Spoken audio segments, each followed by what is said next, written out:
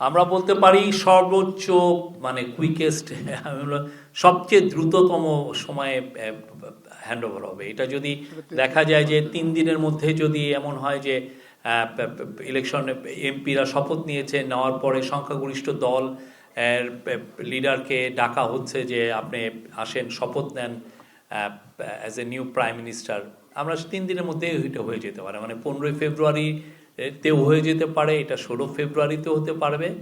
আমার মনে হয় না এটা মানে 17-18 ফেব্রুয়ারির পরে যাবে।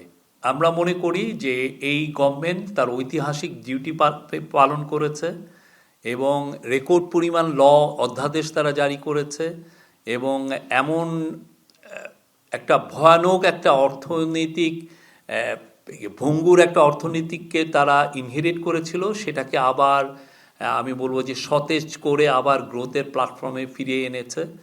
দেশের জন্য ফরেন পলিসিতে একটা বোল্ড একটা ফরেন পলিসি দিতে পেরেছে, দেশে পিস অ্যান্ড স্ট্যাবিলিটি এনশিওর করেছে। আপনারা যদি ক্রাইমের ফিগারগুলো দেখেন, এখানে স্পষ্ট যে গত বছর বা তার আগের বছরের থেকে ক্রাইম যে খুব বেশি বেড়েছে তা না। আমরা এইখানে খুবই ট্রান্সপারেন্সি মেনটেন করি, আমরা দেখাচ্ছি। তারপরে আপনি ব্যাংকিং সেক্টরে আপনি যদি দেখেন শৃঙ্খলা ফিরে এসছে। ব্যাংকিং সেক্টরে এক ধরনের বড় রকমের ডাকাতি হয়েছিল, সেই ডাকাতির থেকে ব্যাংকিং সেক্টর থেকে আবার শৃঙ্খলায় ফিরে আনা হয়েছে।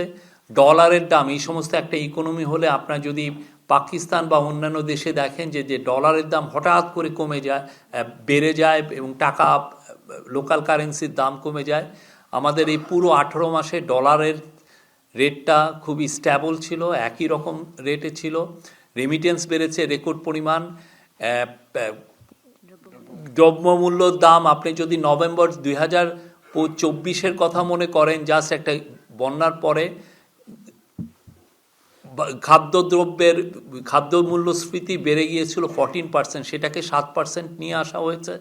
আমি এরকম লিস্টের পর লিস্টে নিতে পারবো। আর সাম্প্রদায়িক সম্প্রীতি এনশোর করা গিয়েছে এবং আমাদের একটা বড় যেগুলো ম্যান্ডেট ছিল যে বিচার করা, যারা এই যে জুলাই আগস্টে যারা ভয়ানক রকমের হত্যাযজ্ঞ করলেন তাদের বিচারটা শুরু করা গিয়েছে। বাংলাদেশের থেকে গুম উঠে গেছে, পুরোপুরি বন্ধ হয়ে গেছে। বাংলাদেশের থেকে এক্সট্রা জুডিশিয়াল কিলিং, যেগুলা নাটক করে এক্সট্রা জুডিশিয়াল কিলিং করা হতো, একটাও হচ্ছে না। দেশের যারা এই কাজগুলো যারা করেছেন তাদেরকে অ্যাকাউন্টেবল করা হচ্ছে, তাদেরকে বিচারের সম্মুখীন করা হচ্ছে।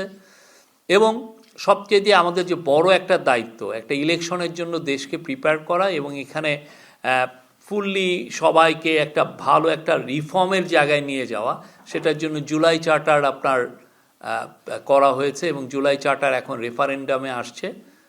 আমরা আশা করি বাংলাদেশের জনগণ তার ভার্ডিক্টটা জানাবে এই 12ই ফেব্রুয়ারি ইলেকশনে।